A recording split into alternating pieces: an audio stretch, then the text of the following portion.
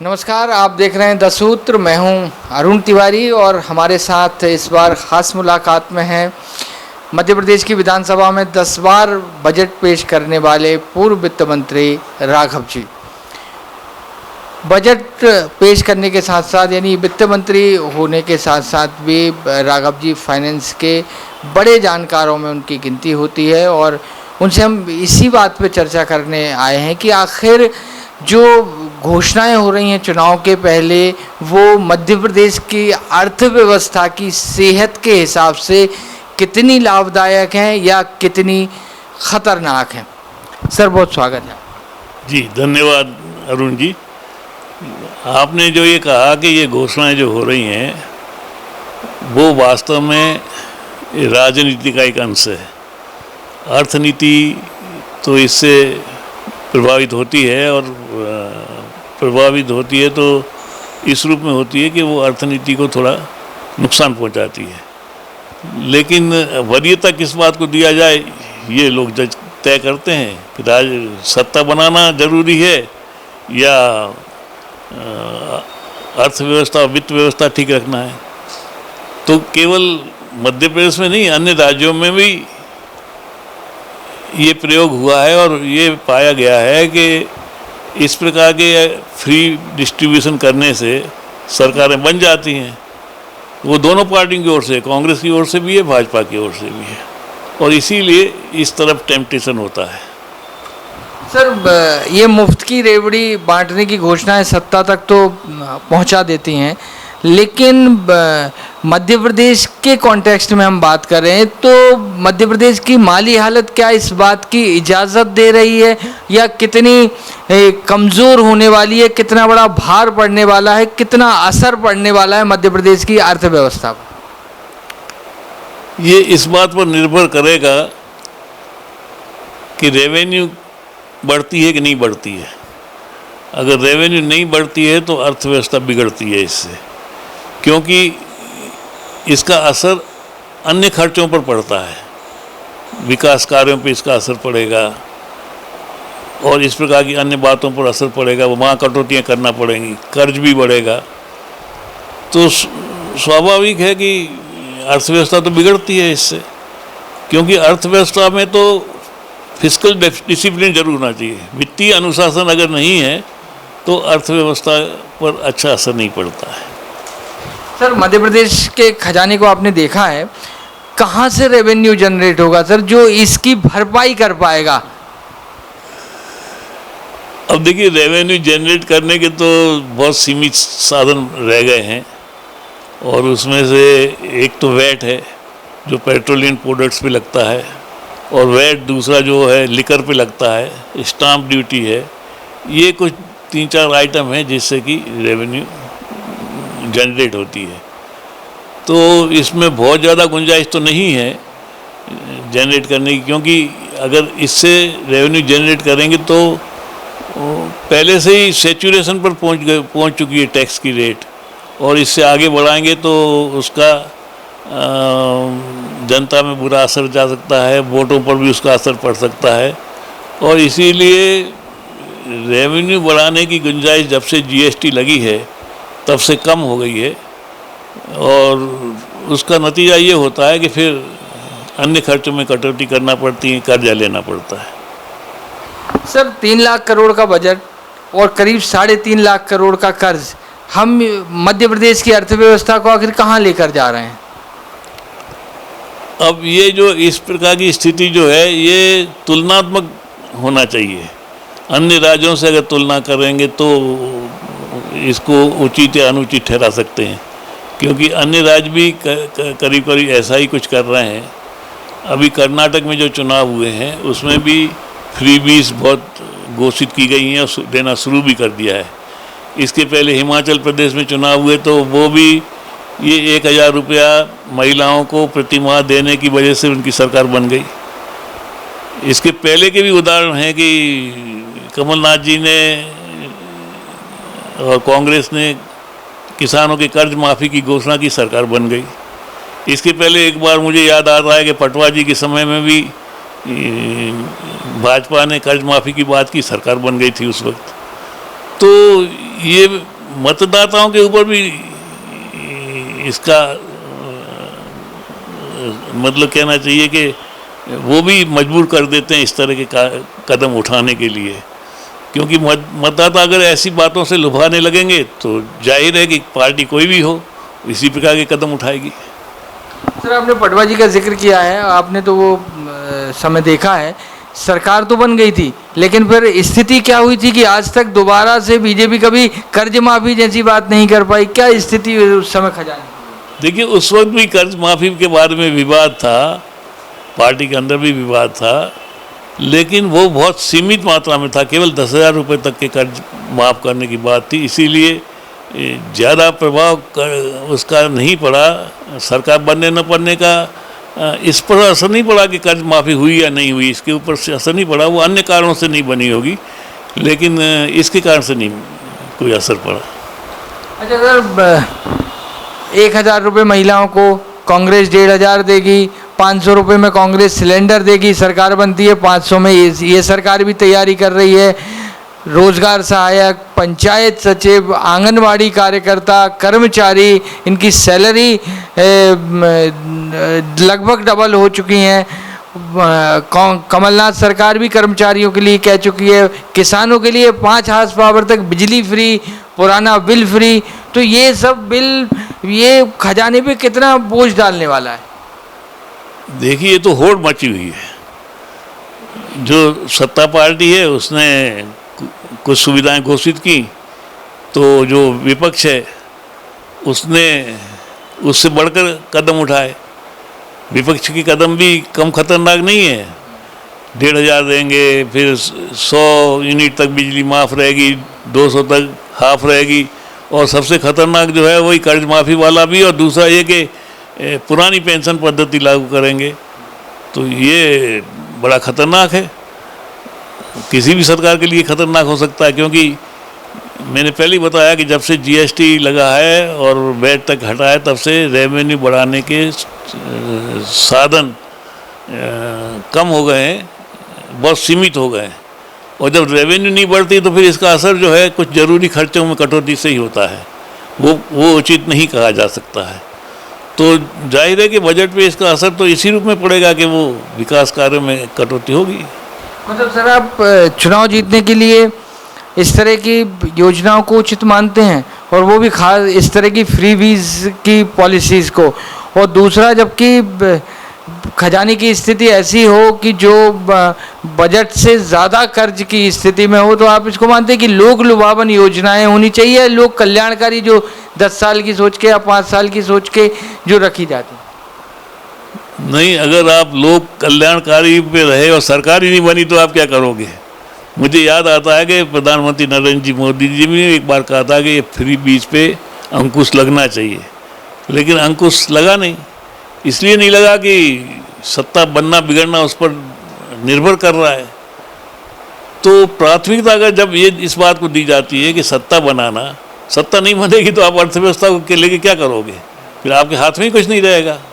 इसीलिए जाहिर है कि दोनों पार्टियों के लिए प्राथमिकता इस बात की है कि किसी प्रकार से सत्ता बन जाए, भले फ्री बीज करना पड़े तो करें।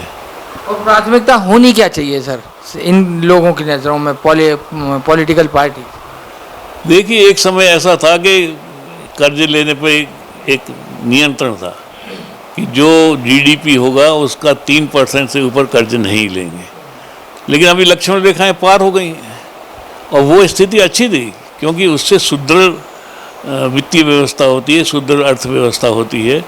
लेकिन लक्ष्मण रेखाएं वो सब पार करते जा रहे हैं, कांग्रेस पार्टी भी और भारतीय जनता पार्टी भी पार कर रही है।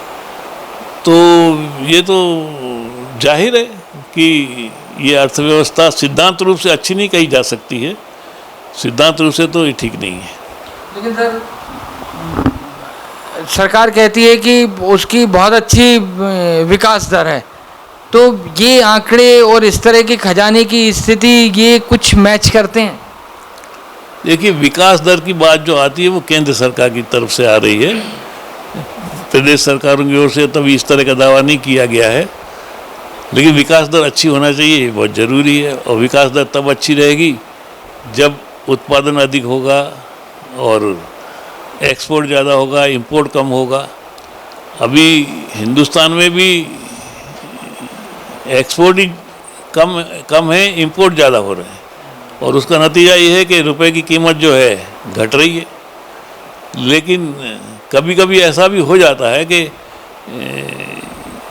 इस परिस्थिति में भी विकास दर अच्छी रह सकती है। अगर बाहर से इन्वेस्टमेंट आया, उत्पादन बढ़ा रोज, तो उससे हो सकता है कि विकास दर भी बढ़े और उधर से एक्सपोर्ट कम हो, इंपोर्ट ज़्यादा हो। ये दोनों विरोधाभासी हैं, लेकिन ऐसा कभी कभी हो सकता है। लेकिन शिवराज जी कह रहे हैं कि 17% हमारी विकास दर है राज्य की, जो सारे राज्यों से कहीं ज़्यादा है। तो इसमें कहीं कुछ आंकड़े में कुछ कम ज़्यादा होता है क्या? नहीं, मैंने तो 17% वाला भी नहीं पढ़ा, और आंकड़े आमतौर पर इसमें कोई मैनिपुलेशन नहीं होता, क्योंकि इसमें एक्सपर्ट्स लोग बनाते हैं आंकड़े, और जो प्रदेश के आंकड़े बनते हैं वो केंद्र से उसकी जांच भी की जाती है। तो संभावना तो कम रहती है, लेकिन थोड़ी बहुत गुंजाइश तो हर जगह रहती है, तो इसमें भी रहती है। लेकिन 17% का मैंने तो कहीं पढ़ा नहीं है, हो सकता है उन्होंने कहा होगा तो सही होगा। वो तो 19 तक कहते थे सर, अब तो 17 पे आ गए हैं। हो सकता है, क्योंकि मैंने अभी इस ओर देखा भी नहीं है कभी कि क्या स्थिति है क्या नहीं है। सर, रेवेन्यू जनरेशन के साधन बहुत कम हैं, आपने जैसे जिक्र किया, तो फिर व्यवस्था कैसे होगी? कर्ज ले लेके, कर्ज एक बेहतर विकल्प है कि और कर्ज ले लिया, और कर्ज 41 हज़ार करोड़ रुपए हर आदमी पे कर्ज है, तो ये कहीं ये अच्छा वित्तीय प्रबंधन माना जा सकता है कि कर्ज ले लेके व्यवस्थाएं चलें? नहीं, कभी किसी ने इस बात को अच्छी अर्थव्यवस्था नहीं बताई है। संतुलित होना चाहिए, और असंतुलित होगा अर्थव्यवस्था अगर बिगड़ती है तो इसको आर्थिक दृष्टि से और वित्तीय दृष्टि से कभी अच्छा नहीं माना गया है। लेकिन ऐसा कई राज्यों में हो रहा है, ये दुर्भाग्य की बात है, और इसलिए हो रहा है कि वो राजनीतिक कारण से हो रहा है। सत्ता बनने बिगड़ने की जब बारी आ जाती है तो फिर बाकी सब लक्ष्मण रेखाएं लांघ दी जाती हैं, तो इस वजह से लक्ष्मण रेखाएं लांघी जा रही हैं। ये उचित नहीं है, क्योंकि लक्ष्मण रेखा बनाते वक्त भी यही बात सोची गई थी कि वित्तीय व्यवस्था और अर्थव्यवस्था ठीक चले, संतुलित हो, इसीलिए वो लक्ष्मण रेखाएं बनाई गई थी। लेकिन जब लक्ष्मण रेखाएं लांघी जाने लगी हैं तो सब तरफ से लांघी जा रही हैं। और एक बार और मैं आपको बता दूं कि ये फ्री बीज जो है ये भी अपने आप में विवादास्पद विषय है, क्योंकि अगर आपको आर्थिक समानता लाना है तो कुछ सीमा तक तो आपको फ्री बीज का सहारा लेना ही पड़ेगा, क्योंकि अगर आमदनी में गैप बड़ा है, न्यूनतम और अधिकतम में बड़ा गैप है, तो ये भी अच्छा नहीं माना जाता। और तब ऐसा किया जाता है कि जो न्यूनतम आमदनी वाले हैं उनको लाभ सरकार की ओर से पहुंचाया जाए, जैसे कि राशन, गेहूं और ये कम दामों पे या फ्री देना, और उनके लिए मकान बनाने देना, किसानों के लिए सिंचाई के लिए सुविधाएं उपलब्ध कराना। ये सब बातें इसीलिए की जाती हैं कि ये गैप जो है, गरीब और अमीरी का जो गैप है, ये गैप कम होना चाहिए। और ये प्रजातंत्र का सिद्धांत भी है कि ये गैप जितना कम हो उतना ही अच्छा माना जाता है, और इसीलिए प्रजातंत्र की रक्षा के लिए और समाज की समरसता के लिए ऐसा ये जरूरी होता है कि कुछ अंशों तक फ्री बेस पर भरोसा किया जाए, वो नकदी में दिया जाए या काइंड में दिया जाए, ये एक अलग विषय है। जैसे कि केंद्र सरकार जो है मकान बनाकर गरीबों को दे रही है, तो इसका लाभ तो दिख रहा है, गांव-गांव में दिख रहे हैं, पक्के मकान गरीबों के बन गए हैं, लाभ तो दिख रहा है, फ्रीबीज ही कहना चाहिए इसको। लेकिन ये आवश्यक भी है, क्योंकि न्यूनतम आवश्यकताएं व्यक्ति की पूरी होना चाहिए। रोटी, कपड़ा, मकान, ये न्यूनतम आवश्यकता हैं, और ये आवश्यकता पूर्ति करने के लिए अगर सरकार को आगे आना ही पड़ता है, कई बार आना भी चाहिए प्रजातंत्र में, तभी वो प्रजातंत्र की जो मौलिक सिद्धांत है उसकी पूर्ति होती है। नहीं, लेकिन सर न्यूनतम तो ठीक है, रोटी, कपड़ा, मकान तक तो ठीक है, लेकिन जैसा आपने कहा कि लक्ष्मण रेखा लांघी जा रही है, तो श्रीलंका में भी तो यही हुआ था, तो क्या इस फ्रीबीज से श्रीलंका जैसे हालात बनने की तरफ नहीं बढ़ रहा है क्या? नहीं, ये बात सही है कि अगर सीमा से बहुत बाहर निकल गए तो फिर श्रीलंका और पाकिस्तान जैसे हालत बनेंगे और उससे बचना चाहिए। सर, मध्यम वर्ग पे इसका असर नहीं पड़ रहा? यदि आप रेवेन्यू जनरेट आगे करोगे तो टैक्स बढ़ाओगे तो फिर मिडिल क्लास भी इससे इफेक्ट होगा। नहीं, असल में क्या है कि मिडिल क्लास पे मैंने पहले ही कहा कि टैक्स बढ़ाने की भी बहुत ज़्यादा गुंजाइश बची नहीं है जब से जीएसटी आया है और वैट टैक्स ख़त्म हुआ है, और वो भी दुधारू है। अगर आपने टैक्स बढ़ाए तो वही बात होगी कि वोटों पे असर आएगा, और कोई सरकार ये नहीं चाहती कि वोटों पे असर आए। तो इसकी एक सीमा है और उस सीमा को भी लांघना कोई सरकार नहीं चाहेगी कि उस हद तक चले जाएं।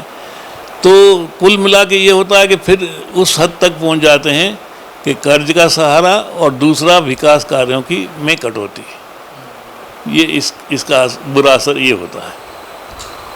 सर, आप क्या मानते हो कि क्या सरकार बनाने के लिए इस हद तक जाना चाहिए किसी भी पार्टी हो, चाहे कांग्रेस कर रही चाहे बीजेपी कर रही है, कि अर्थव्यवस्था से खिलवाड़ हो जाए, खेलने लग जाओ आप?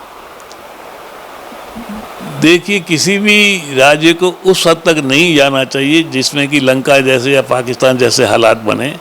उस हद तक जाएंगे तो राज्य की बर्बादी ही होगी उसमें। इसीलिए उसका भी एक पैमाना तय करना चाहिए, उस पैमाने से आगे नहीं बढ़ना चाहिए। अच्छा सर, हम फ्रीबीज की घोषणाएं करके क्या जनता को मुफ्तखोर नहीं बना रहे? लक्ष्मण रेखा से ज्यादा वाली बात कर रहा हूँ, रोटी कपड़ा और मकान तो नहीं नहीं, वो अगर वर्क कल्चर पे असर पड़ता है तो वो उचित नहीं है। अगर काम करने की आदत ही बिगड़ जाए तो ये बहुत बड़ा नुकसान है, क्योंकि जो श्रम दिवस बीत जाते हैं या बर्बाद हो जाते हैं वो दोबारा लौट कर नहीं आते। तो ये अगर श्रम दिवस बिगड़े, काम वर्क कल्चर अगर बिगड़ा तो इसका नुकसान तो भुगतना पड़ता है। मुफ्तखोर हो रही जनता सर। वही मुफ्तखोरी, वही तो है। वही है कि अगर आपने इस तरह की फ्रीबीज की तो लोगों की काम करने की आदत भी कम हो जाएगी, और काम करने की आदत कम हो जाए तो एक पूंजी है। श्रम जो है ये किसी भी राज्य के लिए और किसी भी केंद्र सरकार के लिए एक पूंजी होती है, और इस पूंजी का नुकसान हुआ तो इसका नुकसान तो होता ही है। इसीलिए उस हद तक अगर चले गए कि लोगों को मुफ्तखोरी तक आ गए तो फिर उसका नुकसान होता है। इसीलिए यहाँ तक तो ठीक है कि कोई व्यक्ति भूखों नहीं मरे, हर व्यक्ति के सिर पे छत हो और रोजगार सबको मिले, ये यहाँ तक तो ठीक है। लेकिन अगर इसका परिणाम इस रूप में आता है कि लोग आलसी बन जाएं, काम करना छोड़ दें, तो ये बहुत ख़तरनाक है। देखिए, मैं तो चुनाव के बारे में सोचना मैंने बंद ही कर दिया, बल्कि मैं तो जब वित्त मंत्री था तभी मैंने एक बार घोषणा कर दी थी कि मैं अगला चुनाव नहीं लड़ूंगा। तो अब तो खैर चुनाव लड़ने का मेरा स्वयं का तो कोई प्रश्न है ही नहीं, और पिछले 10 सालों से मैं राजनीति से पूरी तरह से अलग हूँ, इसलिए बहुत कुछ रुचि इस तरफ है भी नहीं। सर, परिवार से किसी को चाहेंगे कि किसी को मौका मिले बीजेपी की तरफ? नहीं, परिवार की वजह से नहीं, लेकिन परिवार की तरफ से नहीं, न परिवार की तरफ से न परिवार की वजह से, लेकिन परिवार में कोई योग्यता रखता है और उसका जायज़ क्लेम बनता है तो उसको सपोर्ट करना चाहिए, किसी को भी करना चाहिए। अगर कोई परिवार का ऐसा व्यक्ति है जिसकी वजह से कोई सीट बच सकती है, सीट जीती जा सकती है, तो उसको टिकट मिलना चाहिए। अभी हाल ही में शिवराज जी मिले सर, कोई आपने कहा है किसी के बारे में? नहीं, ये तो पारिवारिक बातचीतें हुई, कोई विशेष राजनीति पे या टिकट डिस्ट्रीब्यूशन के ऊपर बातचीत तो नहीं हुई। सर, आप मानते हो कि जिस तरह से दोबारा सरकार बनी थी मध्य प्रदेश में, वो ठीक है सरकार बनाने के लिए? अब उसका दबाव टिकटों पे पड़ रहा है। अब ये भी राजनीति इस रूप में भी दुधारू है, क्योंकि चाणक्य कहते हैं कि साम दाम दंड भेद इस सब नीति की राजनीति में जायज़ है, लेकिन उन सब की भी सीमाएं होती हैं, और वो सीमाएं ये है कि नैतिकता प्रभावित नहीं होना चाहिए, हो सकता है कि पंडित दीनदयाल जी उपाध्याय होते तो इस तरह की बात हो पाती कि नहीं हो पाती, कहा नहीं जा सकता। लेकिन सरकार इस प्रकार से जिस प्रकार से बनी है, उसके लाभ तो है कि सरकार बन गई, लेकिन उसके दुष्परिणाम भी होते हैं। अब वो अभी फ़िलहाल तो ये है कि इसमें कांग्रेस कमज़ोर हुई है, क्योंकि उनका एक कदावर नेता भाजपा में चला गया, तो कांग्रेस तो उसमें नुकसान हुई है। पिछली बार कांग्रेस की सरकार बन गई थी, लेकिन इस बार कांग्रेस को ये सबसे बड़ी दिक्कत है कि उनका एक बड़ा नेता, कदावर नेता विपक्ष में चला गया है, तो उसकी पूर्ति अभी तक वो तो मुझे नहीं लगता है वो कर पाए होंगे। तो ये तो उनको नुकसान है ही। सर 2023 में क्या स्थिति देखते हैं आप चुनाव परिणामों की, जो मौजूदा स्थिति उस आधार पर? मैंने पहले ही कहा कि मैं 10 वर्षों से बहुत करीब करीब दूर ही हूँ राजनीति से, और मैंने पूरे प्रदेश का कभी जायजा भी नहीं लिया, कोई आंकलन भी नहीं किया है। लेकिन जो कुछ भी समाचार पत्रों में पढ़ने को आ रहा है और जिस प्रकार से उठापटक चल रही है, उससे लगता है कि कसमकस लड़ाई मध्य प्रदेश में है। क्योंकि अगर भारतीय जनता पार्टी बहुत आश्वस्त होती तो अमित शाह सरी के नेताओं को और पूरे केंद्रीय मंत्रियों को यहाँ नहीं झोंकना पड़ता। लेकिन इतनी भी खराब स्थिति नहीं है कि कांग्रेस निश्चिंत हो जाए और वो जीत पक्की मानी जाए, क्योंकि आज भी थोड़ा बहुत जो नुकसान हुआ था वो शिवराज जी ने